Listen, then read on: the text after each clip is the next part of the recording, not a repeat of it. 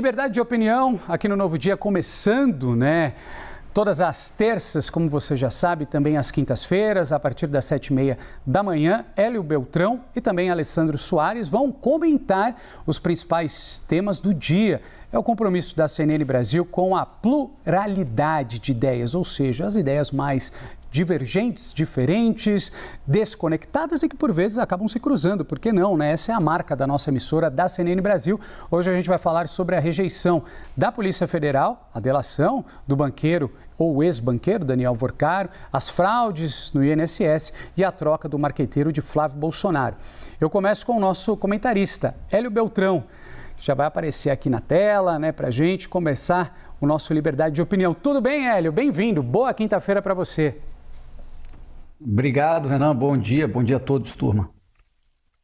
Hélio, nosso primeiro tema é a rejeição da Polícia Federal à proposta de delação do dono do Banco Master, Daniel Vorcaro. O ex-banqueiro, a gente relembra, está preso desde o dia 4 de março por fraudes financeiras e, segundo fontes, o motivo da rejeição é que a PF, a Polícia Federal, entendeu que Vorcaro não entregou novidades em relação aos investigadores, né, encontraram até agora. Essas negociações, elas seguem com a Procuradoria-Geral da República. A pergunta, Hélio, é, no seu ponto de vista, a Polícia Federal erra ou acerta em rejeitar a delação do banqueiro Daniel Vorcaro? Renan, já se suspeitava que a Polícia Federal não estava feliz com o que o Vorcaro vinha falando, mas seria importante que a Polícia Federal explicasse em detalhe os motivos para recusar essa delação, porque aparentemente, como você mencionou, a PGR continua negociando uma delação. Então, o que explica essa diferença de postura entre a Polícia Federal e a PGR? Eu já falei aqui do perigo da delação filtrada, que existem indícios, existem provas de que o Vorcaro comprou apoio em todos os poderes, em todos os espectros políticos. Então, será que a PF não aceitou essa delação porque estaria atuando de acordo com a agenda do governo de plantão? É claro que eu não estou acusando, mas isso é uma pergunta que martela a cabeça de todo mundo. Porque vamos recordar aqui, no início desse inquérito, logo depois da primeira operação da PF, vazaram informações importantes sobre o ministro Toffoli, sobre o ministro Moraes, vazou a reunião que o Lula teve com o Vorcaro, vazaram os contratos com o Manteiga, com o Lewandowski, né, com o Master, mas de repente, depois do pior momento das pesquisas para o Lula, só vazou a coisa que atinge a oposição. Então, coisas estranhas podem estar rolando. Nós já falamos aqui da troca pela Polícia Federal do comando do inquérito do Lulinha. Então, o risco de blindagem nessas investigações é grande. Nesse sentido, uma CPI do Master, ou duas CPIs, uma na Câmara e outra no Senado, ajudariam a descentralizar a investigação. Porque, Renan, esse escândalo não pode terminar em pizza. Vamos ao nosso segundo assunto, Hélio, as fraudes no INSS, porque a empresária Roberta Luxinger, que é amiga de Fábio Luiz Lula da Silva, o filho do presidente Lula, prestou depoimento à Polícia Federal ainda ontem, quarta-feira, no âmbito da operação que investiga os descontos indevidos, né, de aposentados e pensionistas. Nesse depoimento, ela disse o seguinte: ter apresentado Lulinha a Antônio Camilo Antunes, quem é ele? O careca do INSS, em um evento ali social. Esse depoimento, Hélio, vem depois que a PF trocou a coordenação dos inquéritos relacionados ao caso. O motivo seria dar mais eficiência à continuidade nas investigações. Pergunta: essa troca, para você, Hélio, da Polícia Federal, de delegado, blinda o presidente Lula? Renan, eu falei aqui na terça-feira, tem cheiro de blindagem, tem pena de blindagem, Grasna feito blindagem, né? Esse caso Lulinha está escalando bem. O nosso Caio Junqueira aqui apurou que a PF não fez a pergunta mais importante de todas para a amiga do Lulinha nesse depoimento de ontem. Ela que é a mulher que apresentou o Lulinha ao careca do INSS. Afinal, quem seria o tal filho do rapaz que o careca do INSS mencionou que recebia uma mesada de R$300 mil por mês? Então, vamos lembrar, o careca do INSS é o principal operador conhecido do roubo do INSS. Esse esquema cresceu para bilhões de reais no governo Lula. O careca do INSS certamente corrompeu agentes públicos para operar esse esquema. Então, por que não fizeram essa pergunta? É relevante porque existe forte suspeita de que o Lulinha seria o tal filho do rapaz. Então isso é um escândalo. Aparentemente não se tem vontade de investigar seriamente. Esse depoimento de ontem aconteceu logo depois da suspeitíssima troca de comando na investigação do Lulinha. A PF trocou na surdina o departamento responsável pela investigação. Isso sem avisar o relator no Supremo Tribunal Federal, o ministro Mendonça. Claro que o Mendonça tem toda a razão em estar desconfiado disso. O roubo do INSS é só mais um dos grandes escândalos de roubalheira nos governos do PT. Já teve o Mensalão, teve o Petrolão, e vamos lembrar da máxima do PT: nós fazemos o diabo quando é hora de eleição. Isso quem falou foi a Dilma lá em 2013 ou 2014. A PF tem que ser uma instituição de Estado respeitada, então ela precisa se explicar. Não pode ficar suspeita de que ela blinda o Lulinha, mas infelizmente é a impressão da sociedade nesse momento, Renan. Hélio, vamos falar agora de Flávio Bolsonaro, porque o pré-candidato à presidência da República acabou trocando o marqueteiro da campanha. Marcelo Lopes deixou a função e Eduardo Fischer agora assume esse posto.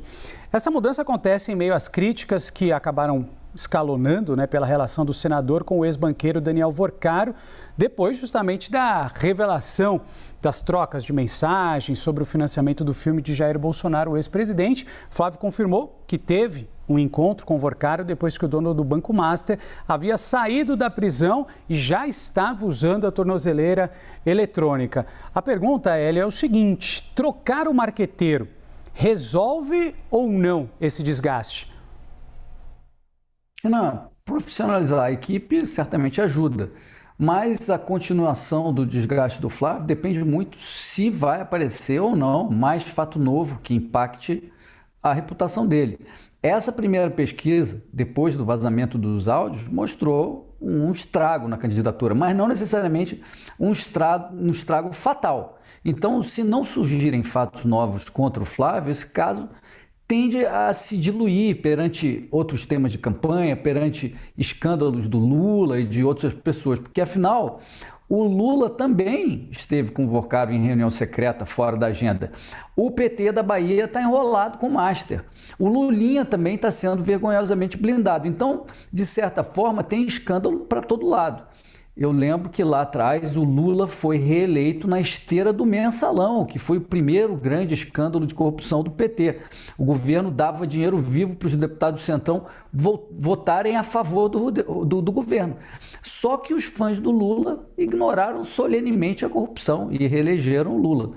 Então, se esse dinheiro foi realmente todo usado no filme, não tem crime. Claro que tem a vergonha de ele ter mentido para o eleitor dele e depois ter que admitir que se encontrou com o banqueiro picareta, mas isso em si não é crime. Então, percebendo isso, o Flávio está mudando já a pauta, ele está falando mais nos problemas do Brasil, segurança, economia e tal. Por sinal, são coisas que um marqueteiro profissional tira de letra.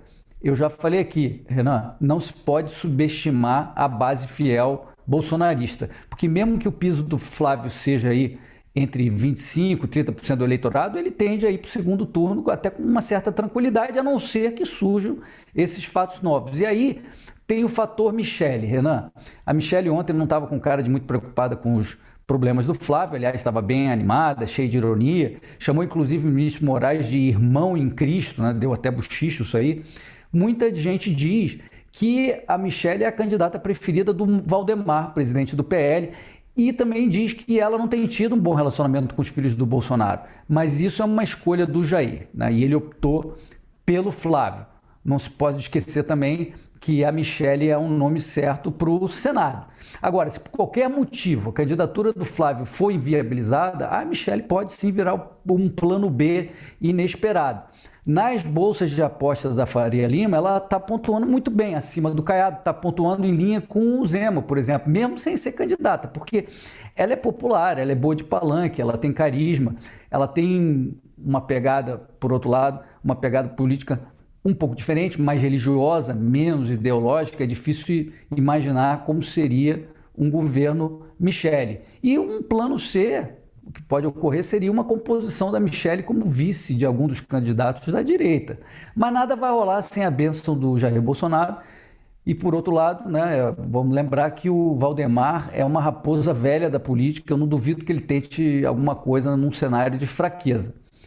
Mas, Renan, todas essas arestas são irrelevantes no segundo turno, quando todo mundo, os filhos do Bolsonaro, a Michelle, o Zema, o Caiado, todo mundo vai ficar contra o Lula. Esse foi o nosso comentarista, Hélio Beltrão. Hélio, muito obrigado, viu, por participar mais uma vez aqui do Liberdade de Opinião. Uma ótima quinta-feira para você. Ótima quinta para você, Renato. Até terça-feira. Até terça.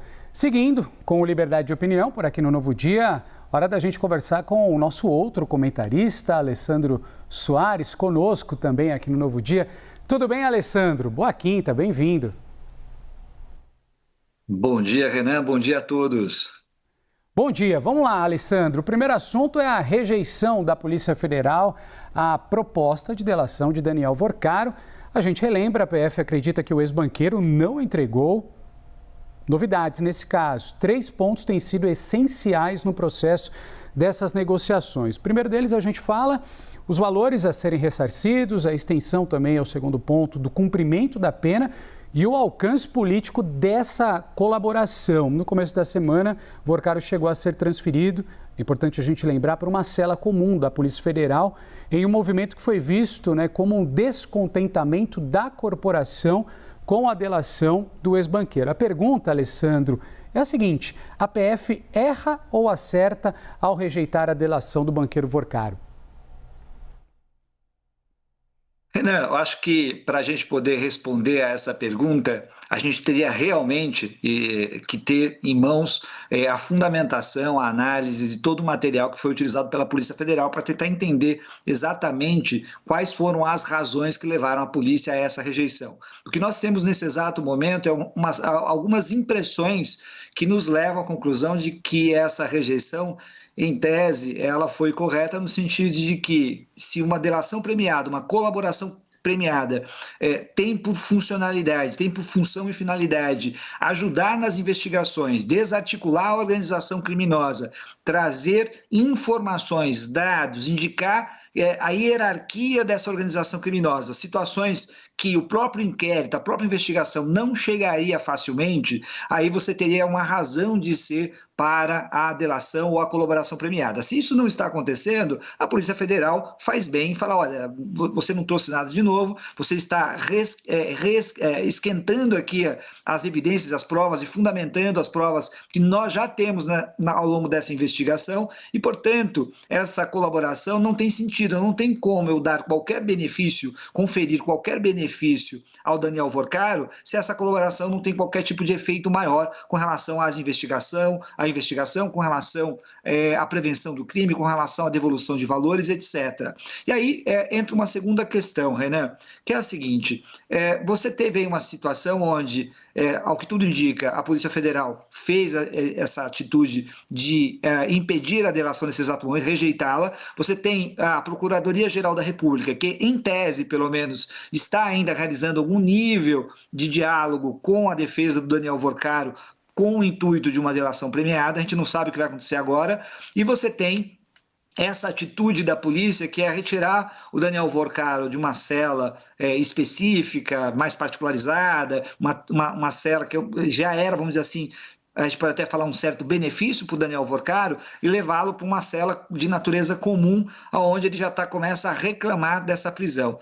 E aí, nesse cenário, qual que é o problema que eu vejo, tá?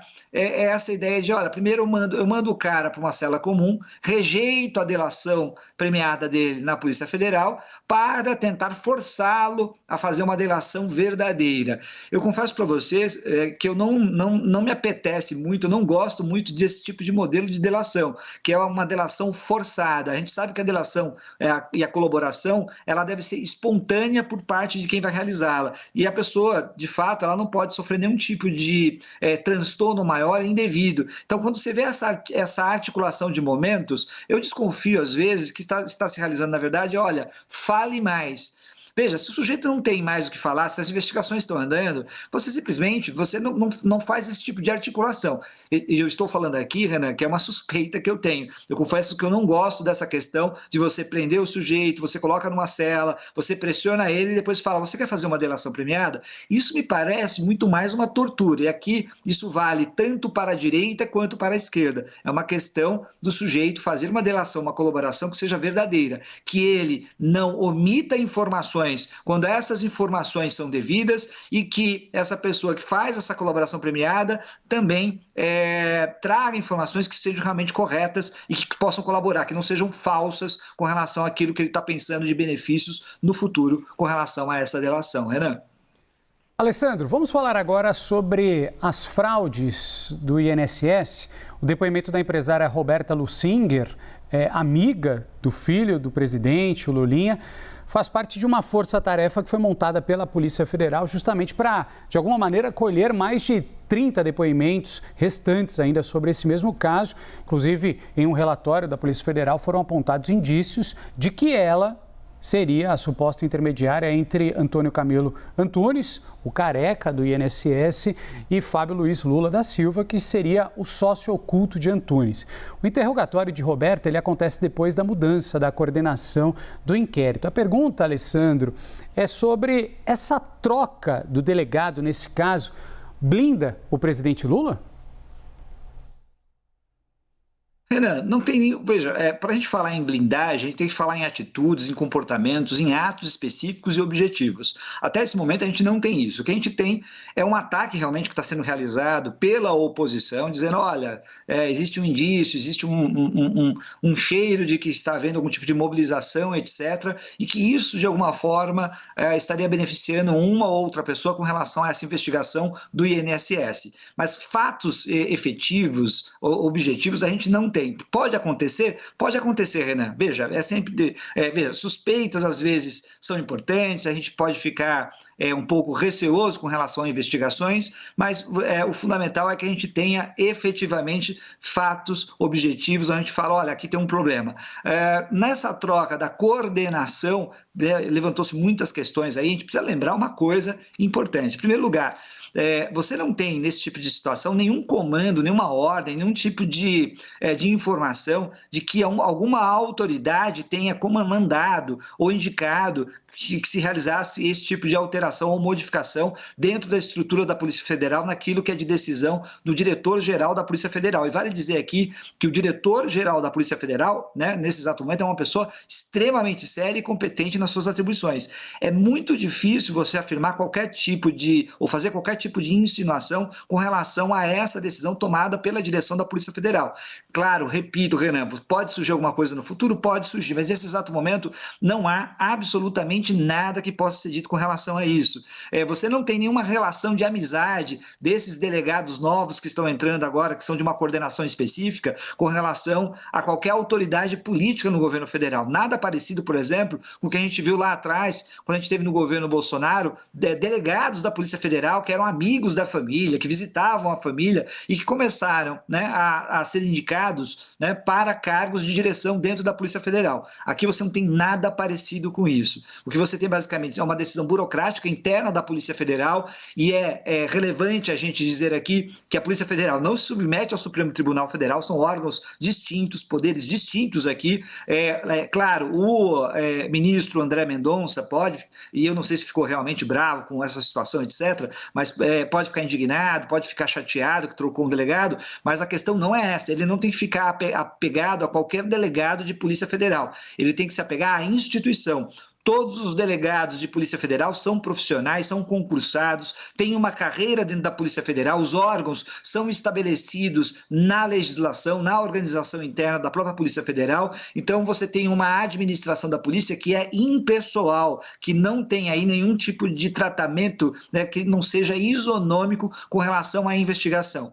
repito, nós não temos nesse exato momento, Renan, nenhum tipo de indício real que exista qualquer tipo de blindagem com relação a qualquer pessoa dentro do inquérito do INSS. E vale dizer que o inquérito aqui é do INSS, ou seja, são várias pessoas que são investigadas, não é uma ou outra, embora o contexto político nosso leve aí uma parte da oposição a fazer todo um ataque com relação ao presidente Lula, com relação ao filho do presidente Lula, e eu acho que nesse exato momento isso vai se acirrar ainda mais, vai aumentar ainda mais a tensão, porque você tem um momento muito delicado na direita e particularmente na extrema-direita, por causa dessa situação do Flávio Bolsonaro com o banqueiro Daniel Vorcaro, que está literalmente sangrando em praça pública, né, o capital político, se é que existia, do Flávio Bolsonaro. Alessandro, por fim, vamos falar sobre a troca do marqueteiro da campanha do pré-candidato à presidência da República, Flávio Bolsonaro. A gente relembra a nossa audiência que Marcelo Lopes acabou deixando o posto. Ele informou que não poderá colaborar com a campanha do senador. O publicitário, o Eduardo Fischer, agora assume essa função. Aliados estão avaliando que esse episódio acontece em meio à repercussão da relação do senador com Daniel Vorcaro e que o fato acabou ampliando essa pressão sobre a equipe de comunicação da campanha.